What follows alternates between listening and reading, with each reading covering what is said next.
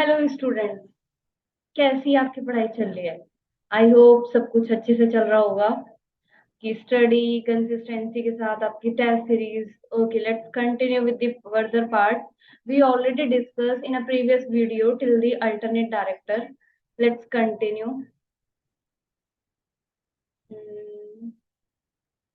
Nominee alternate director, we already done with this.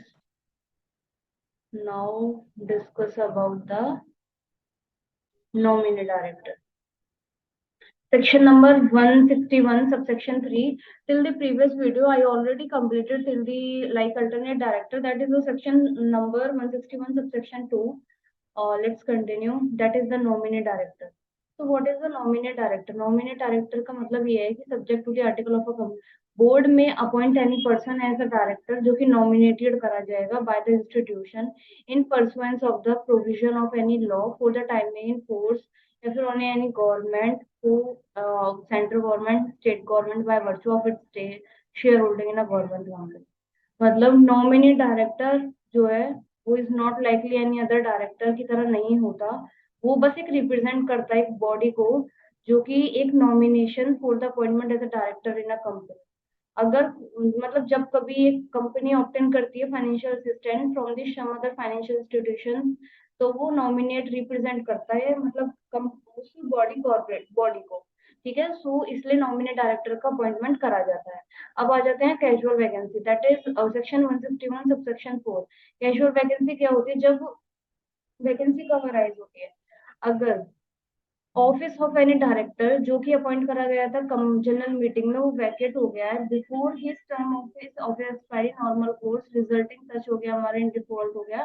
तो सबसे पहले आ जाती है कि कैजुअल वैकेंसी कब अराइज होगी। अगर मान लो कैजुअल वैकेंसी दो कंडीशन अराइज हो सकती है, या तो बिफोर द एक्सपायरी मतलब कि जब उसका टेन्योर कंप्लीट होता है उससे पहले अगर उसका वैकेशन अराइज हो जाए। रीजन मैं अभी बताऊंगी कौन कौन से रीजन हो सकते हैं कैजुअल वैकेंसी अराइज होने के।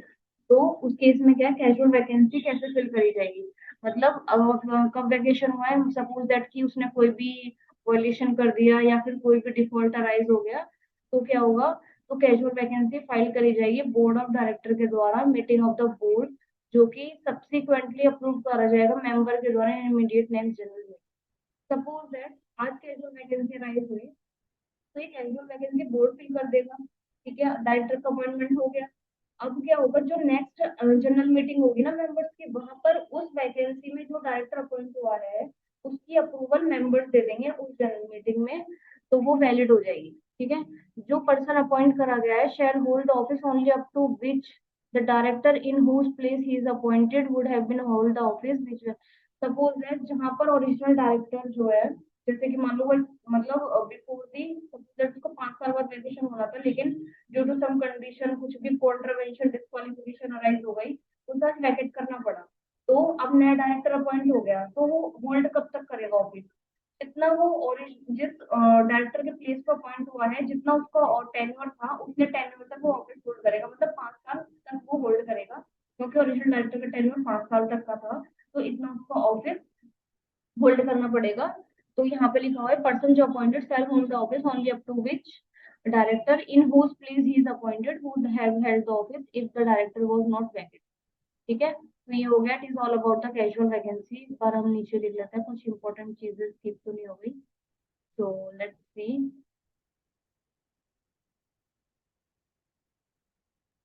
नहीं, ऐसा कुछ नहीं है। ये सारा मैंने लिख रखा है, बता दिया मैंने, सब एक्सप्लेनेशन है। जो भी था मेन कॉन्सेप्ट वो इन 2 पॉइंट्स में था, दैट आई ऑलरेडी डिस्कस। ठीक है, अब हम बात करेंगे appointment of a directors to be voted individual. मैं एक बार बता देती हूँ आपको कि हम कहाँ तक आ चुके हैं। हमने कौन कौन से प्रोविजन लाइक कंप्लीट कर लिए हैं। एक बार मैं आपको ये फुल शेड्यूल दिखा देती हूँ। We already done with the section number 149, 150, 151, 152 भी कंप्लीट हो गया, 160 भी हो गया एंड 161 भी हो गया। 162 पर आ चुके हैं हम और 163 भी कर लेंगे। फिर 164 और 165 हम नेक्स्ट वीडियो में करेंगे। तो till the 163 we will try to complete it. Let's start.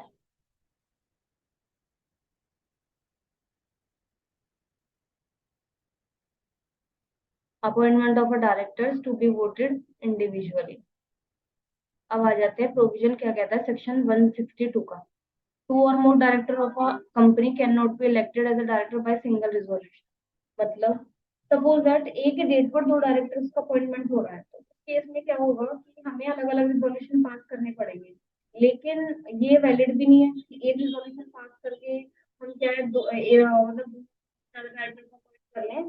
तो अब इस केस में क्या सेक्शन 162 को लाया गया विच इज टॉकिंग अबाउट हम दो और दो से ज्यादा डायरेक्टर्स को अपॉइंट कर सकते हैं by passing a single resolution subjected to. मतलब कंडीशन क्या है कि मतलब via single resolution if a proposal to move such resolution has first been agreed to at a general meeting without any vote being cast against it।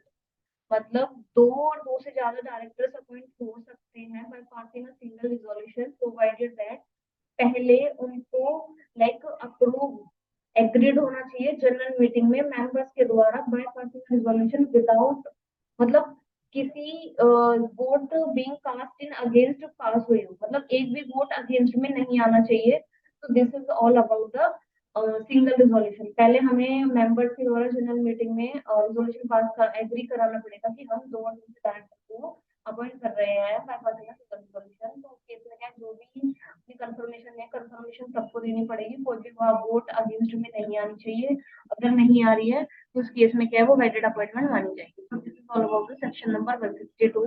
Let's continue with the further.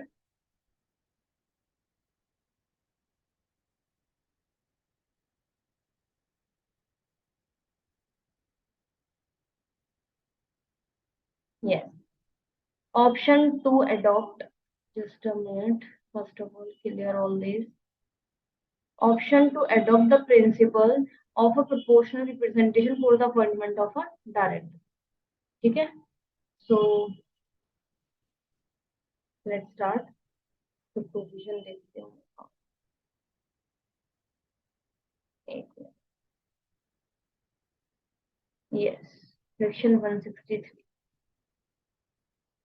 Section 163 में क्या बोला गया है? Section 163 कहता है कि override the provision, ये नहीं है इम्पोर्टेंट।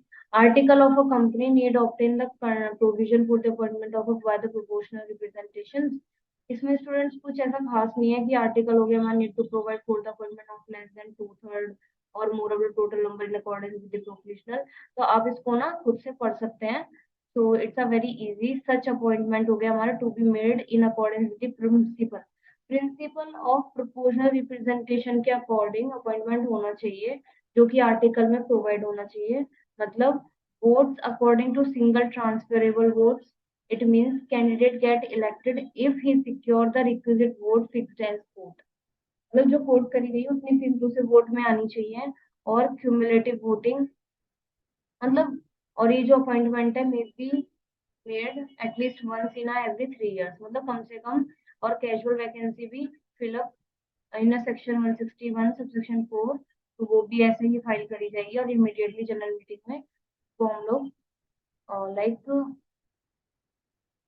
अप्रूव करा लेंगे। ठीक है।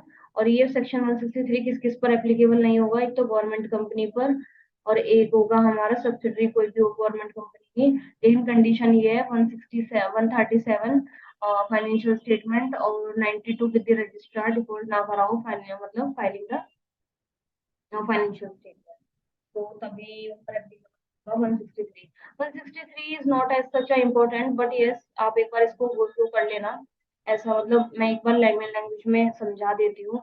Director in a company are appointed by a simple majority implied that the share holder having the voting right just equal to 161। Negative हो गया हमारा negative choice majority 49% in a matter of मतलब this is all about the majority और minority 49 51%। आप इसको एक बार पढ़ लेना, नॉट एज सच इम्पोर्टेंट। अगर कोई डाउट आता है तो मैं इसको अगली वीडियो में एक्सप्लेन कर दूंगी, आप एक बार कमेंट बॉक्स में लिख देना। अब आ जाते हैं disqualification section 164। Disqualification for the appointment of a director. ठीक है, लेट्स स्टार्ट। अब आ जाते हैं कि डिस्क्वालिफिकेशन कब अराइज होगी सेक्शन 164 की। अगर वो अनसाउंड माइंड है and stand so declare by the competent court और कोर्ट ने उसको डिक्लेयर कर दिया है he is unsound mind. Undischarge insolvent है तब वो अपॉइंट नहीं हो सकता। और he has applied to be adjudicated as an insolvent and his application अभी तक अभी पेंडिंग है। उसने एप्लीकेशन दी है कि वो लाइक अप्लाई टू एडजुडिकेटेड उसको करा जाए एज एन इंसॉल्वेंट, और उसकी एप्लीकेशन अभी तक पेंडिंग है। He is not eligible to appoint as a director, और he has been convicted by a court of any offense जिसमें involve a moral turpitude otherwise, और उसे imprisonment मतलब सजा सुनाई गई है for not less than 6 months and the period of 5 years has not been elapsed from the date of such expiry of sentence। मतलब he is convicted by a court of an offense जिसमें involve a moral turpitude or otherwise, और वो जो sentence of imprisonment है not less than 6 month, and suppose that जहाँ उसकी जो सजा है वो खत्म हो रही है उस डेट से 5 साल और एक्सपायर होने चाहिए, तब जहाँ वो 5 साल एक्सपायर होंगे तब वो एलिजिबल है फॉर द रीअपॉइंटमेंट के लिए, फॉर द अपॉइंटमेंट के लिए। तो उसे 5 साल का लैप्स मतलब कूलिंग ऑफ पीरियड है जहाँ उसकी सजा एक्सपायर होगी, मतलब जहाँ जितना भी उसे 3 साल 2 साल की जो सजा सुनाई गई है हाउएवर। लेकिन अगर जहाँ उसे 7 साल या 7 साल से ज्यादा की सजा सुनाई गई है वो लाइफ में कभी भी लाइफ टाइम के लिए वो इनएलिजिबल है। मतलब यहाँ पर हम देख सकते हैं कि in case of a person has been convicted for an offence and sentence in respect thereof to the imprisonment for a period of 7 years or more, और he shall not be eligible to be appointed as a director in any company. मतलब वो कभी भी eligible नहीं है किसी भी company में डायरेक्टर बनने के लिए। ठीक है, 4 पॉइंट्स हो गए। पहला है अनसाउंड माइंड, दूसरा है हमारा कि अनडिस्चार्ज इंसॉल्वेंट, तीसरा है उसने एप्लीकेशन दी है कि वो एडजुडिकेट करा जाए एडजुडिकेटेड करा जाए एज इंसॉल्वेंट, लेकिन उसकी एप्लीकेशन अभी तक पेंडिंग है। He has been convicted by a court of an offence, और उसको सजा सुनाई गई है नॉट लेस देन 6 मंथ और मोर, लेकिन पीरियड ऑफ 5 years एक्सपायर नहीं हुए from the expiry of his sentence, तो वो एलिजिबल नहीं है। लेकिन अगर उसको 7 साल या फिर 7 साल की ज्यादा की सजा सुनाई गई है तो इस केस में क्या है वो कभी भी किसी भी कंपनी में डायरेक्टर नहीं बन सकता। अब आ जाते हैं नेक्स्ट पार्ट। ऑर्डर पास करा गया है disqualifying him for the appointment as a director, वो पास करा है कोर्ट के द्वारा या फिर ट्राइब्यूनल में, और वो ऑर्डर इन फोर्स है, फोर्स दैट कोर्ट ने पास कर दिया। जैसे किसी भी कंपनी में एज अ डायरेक्टर तो क्या होगा वो किसी भी कंपनी में एलिजिबल नहीं है डायरेक्टर बनने के लिए। ठीक है, अब आ जाते हैं point that is talking about he has not paid any calls in respect of a shares held by him, and 6 months have elapsed from the last day fixed for the payment of a calls, it is immaterial कि individually jointly, मतलब कि आप share jointly held करते हो या individually hold करते हो उससे कोई फर्क नहीं पड़ता। लेकिन अगर आपने मतलब अब कोई भी कॉल पेड नहीं करी और 6 मंथ्स जो है हमारे वो एक्सपायर हो चुके हैं, एलेप्स हो चुके हैं from the last day fix for the payment of a call, तो भी आप डिस्क्वालीफाई हो जाओगे। He has been convicted of an offence of dealing with the related party के ट्रांजेक्शन में under section at any time during the last preceding 5 years। Suppose that आप आज director बनना चाहते हो लेकिन पिछले 5 सालों में आपने मतलब कॉन्ट्रावेंशन करा है रिलेटेड पार्टी ट्रांजेक्शन का, तो मतलब अंडर सेक्शन 188 जो कि हम आगे पढ़ेंगे, तो उस केस में क्या होगा वहां पर उसका अपॉइंटमेंट नहीं होगा। ही हैज बीन कॉम्प्लाइंट मतलब जो डिन नंबर होता है, he has not complied with the section 152 subsection 3 which requires director to have a din number, या फिर कोई दिन का कॉन्ट्रावेंशन करा है दिन नंबर नहीं होल्ड करता तो वहां पर वो डिस्क्वालीफाइड है डायरेक्टर बनने से। अब आ जाते हैं नेक्स्ट पार्ट पर। He has not complied with the provision 65 related to holding the specified number of a directorship। मतलब ये क्या कहता है कि अभी हम आगे पढ़ेंगे सेक्शन नंबर 165। अगर आप वहां पर जो स्पेसिफाइड कि हाँ कितनी कंपनी में डायरेक्टरशिप होल्ड कर सकते हो, अगर आप इससे ज्यादा होल्ड करते हो तो आपको कोई कंपनी में मतलब रिजाइन देना पड़ेगा। तो उस केस में क्या है वहां पर आप डिस्क्वालीफाइड हो जाते हो। अगर आप कोई भी स्पेसिफाइड नंबर ऑफ उससे ज्यादा होल्ड करते हो तो उस केस में क्या होगा आप डिस्क्वालीफाई हो जाओगे। अब आ जाते हैं subsection 2 of describe the disqualification if he is been director which has been committed a default. मतलब सेक्शन 164 सबसेक्शन 2 क्या कहता है, अगर आपने इन दोनों में से किसी का भी कॉन्ट्रावेंशन करा है तो भी आप डिस्क्वालिफाइड हो अपॉइंट होने के लिए। तो सबसे पहले क्या कंडीशन है कि जिस कंपनी में आप डायरेक्टर हो उस कंपनी में डिफॉल्ट मतलब फाइल ही नहीं करी फाइनेंशियल स्टेटमेंट या annual return for any continuous period of 3 financial year. मतलब 3 कंटिन्यूस साल से आप कंपनी की फाइनेंशियल स्टेटमेंट फाइल नहीं कर रहे हो उस कंपनी की, क्या है आप डिस्क्वालीफाइड हो जाओगे और आपको वैकेशन अराइज हो जाएगा। आपको मतलब डायरेक्टरशिप आपकी, मतलब डायरेक्टरशिप आपको रिजाइन करना, मतलब रिजाइन क्या, वैकेशन अराइज हो जाएगा। अब आ जाते हैं, ये दोनों कंडीशन कंपनी से रिलेटेड है, मतलब अगर ये काम अगर कंपनी कर रही है तो आप एलिजिबल नहीं हो डायरेक्टर बनने के लिए, आप वैकेशन कर दो, छोड़ दो कंपनी को, अगर आप कंपनी के कॉम्प्लाइंस ढंग से नहीं कर पा रहे हो और उसकी कंपनी फेल हो जाती है, repay the deposit accepted by it, या फिर पे एनी इंटरेस्ट, या फिर redeem any debenture on a due date, या फिर पे द इंटरेस्ट ड्यू डेट, या फिर एनी डिविडेंड डिक्लेयर करा गया है, पे नहीं करा, और सच फेलियर टू पे रिडीम कंटिन्यू हो रहा है फॉर 1 ईयर और मोर, और उसको सपोज दैट ड्यू डेट है, आगे 1 साल और लगा लो, वो एक तो मतलब उसको होते होते 1 साल से ज्यादा हुआ है तभी आपका राइज होगा। अदरवाइज अगर मान लो 1 साल के अंदर आप उनको क्लियर कर देते हो तो फिर आप रिलैक्स हो, आप एलिजिबल हो, लेकिन अगर उनको मतलब डिफॉल्ट चलते चलते चलते 1 साल या उससे ज्यादा हो चुका है तो आप क्या डिस्क्वालीफाइड हो, डायरेक्ट बनेगा। दो कंडीशन है, कंटिन्यूअसली 3 साल से अपना फाइनेंशियल स्टेटमेंट फाइल कर रहे हो, ना ही एनुअल फाइल कर रहे हो, तो आपका डिस्क्वालीफाइड हो जाएगा। दूसरी कंडीशन क्या है, fail to pay the deposit accepted by it, pay the interest within the debenture or on a due date, pay the interest on a due date, और एनी डिविडेंड को डिक्लेयर कर रहा है और ये फेलियर को कंटिन्यू चलते चलते 1 साल या उससे ज्यादा हो चुका है तो उस केस में क्या आप disqualified. Where a person is appointed as a director in a defaulted company, अब डायरेक्टर्स ने वैकेशन कर दिया, क्योंकि डिस्क्वालिफिकेशन अराइज हो गई, तो अब इस केस में क्या होगा। However, in case a person is appointed as a director which has committed a disclose, so he shall not incur any disqualification for a period of 6 years from the date of his appointment. मतलब उसका जो appointment है, अगर मान लो उससे पहले हुआ है, और मतलब इसमें क्या कहा गया, person is appointed as a director in a defaulted company, however in case a person is appointed as a director of a company जिसने मतलब वो अपॉइंट करती है पर्सन को जिसने डिफॉल्ट अराइज करा गया है, तो he shall not incur any disqualification for a period of 6 month from the date of his appointment, मतलब कि जब वो जिस डेट को वो अपॉइंट हुआ उस डेट से 6 महीने आगे तक, लाइक, तो उस वो डिस्क्वालीफाइड नहीं होगा अपॉइंटमेंट से। अब आ जाते हैं गवर्नमेंट कंपनी पे, ये सेक्शन एप्लीकेबल नहीं होगा, कौन सा, 164 सबसेक्शन 2, जो कि क्या बोलता है, ये दो कंडीशन, मतलब ये दो कंडीशन गवर्नमेंट कंपनी पे अप्लाई नहीं होगी। कब,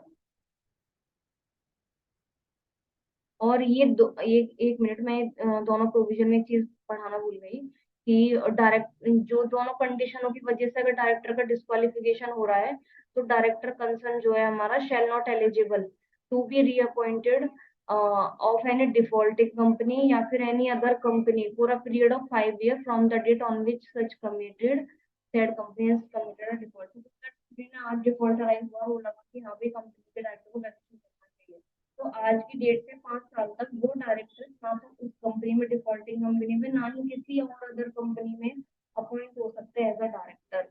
और अब इसके बाद आ जाते हैं, ये सेक्शन 164 सेक्शन 2 गवर्नमेंट कंपनी पे एप्लीकेबल नहीं होगा, लेकिन provided that they should not committed any kind of the default in filing the financial statement under section 137 or annual return under section 92 with the registrar of accounts। Okay, default नहीं arise होना चाहिए। अब आ जाते हैं next point, let's continue.